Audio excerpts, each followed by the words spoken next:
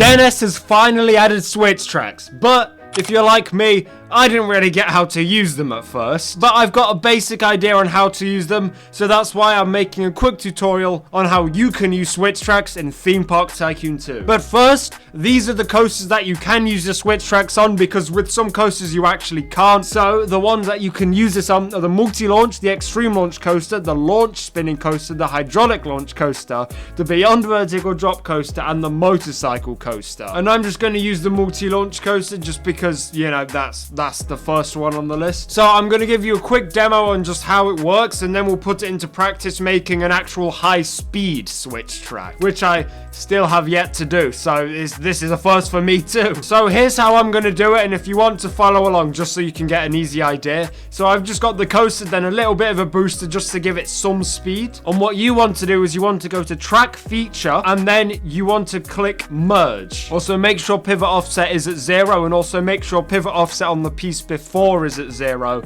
and that way it can work. And what you want to do, you want to extend it to this point and further, so that the piece here is also long enough to be a track piece itself. So see, if you do that, it won't let you have it, and although you've selected it all the way there, because this piece isn't long enough to class itself as its own like individual piece, it won't let you. So, you know, if you make sure it's like that long, then it will let you. And what you want to do with this is you want to rotate it so that this second point won't collide with the track before it. Track is too short still. Okay, so we'll make it a bit longer and then a bit sharper. There we are. Okay.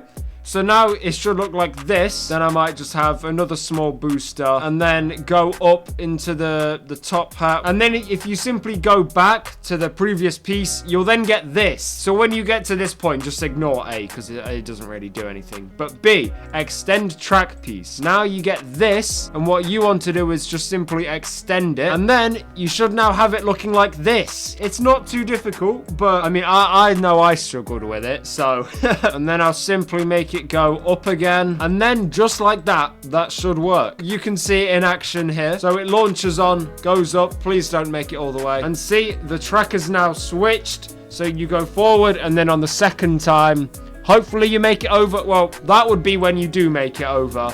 But in case you don't, it takes you quite nicely back to the station. But if you're like me and you want your turns to actually be banked, yeah, good luck with that, because you do need the curves to be quite sharp, unfortunately. That's the only flaw that I've noticed with the switch tracks, is that the piece is capped out at this length, so it has to be quite a sharp turn into the switch track. We can work around that by just making it slowly enter the switch track, but that could have been better. Okay, so to be fair though, you can somewhat like bank this turn. Oh wait, no, now it's gone the wrong way. So now that I've got that planned out, I want to make an actual accurate high-speed switch track. So I'm going to start by making like a little quick coaster layout, kind of like what I was going to do there. So now I've built this dodgy start to a coaster layout. Yeah, then the split option. No, it was the merge, not the split. And I might spice this one up with like a little airtime hill here, because really with this filler track, you can literally just do whatever you want, which I think is a really nice feature. See, like that might be just enough clearance, because you've also got to think that the wheels would be kind of protruding from the track, but I think that should be fine. Now you can change the initial direction. So yeah, we don't want to do that here, but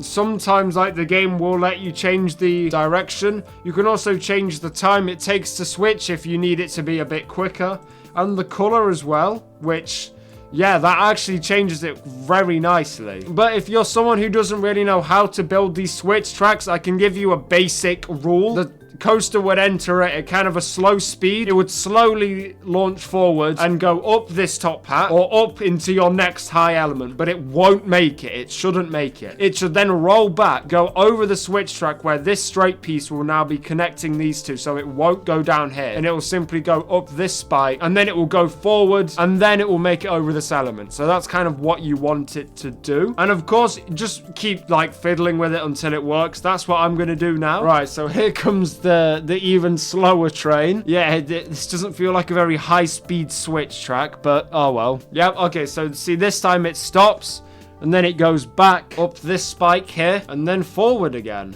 And hopefully it will make it.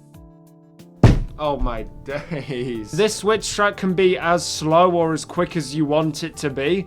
So yeah, the elements before and after can be as tall as you want them to be, really. I believe as well you can also configure the boost power or something to do with that. Oh, okay. So there's also, you can change the booster behavior if you go to the additional track options. You can make it boost or brake, and you can also change the forward boost power and the backwards boost power, and it will be just for this piece. This is what will happen on the first way, and then the add node will basically be after it passes.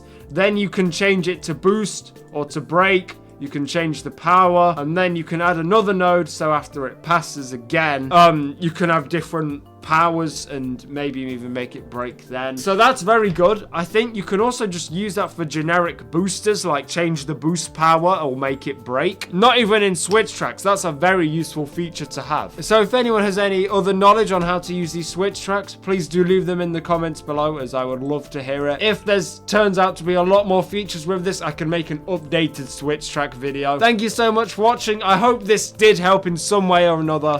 Overall though, this is a very nice update. I'm glad it's been added, and yeah, just very nice. Thanks for watching. Subscribe if you enjoyed. Shout out to all these members popping up on screen as well. And yeah, have a good day and goodbye.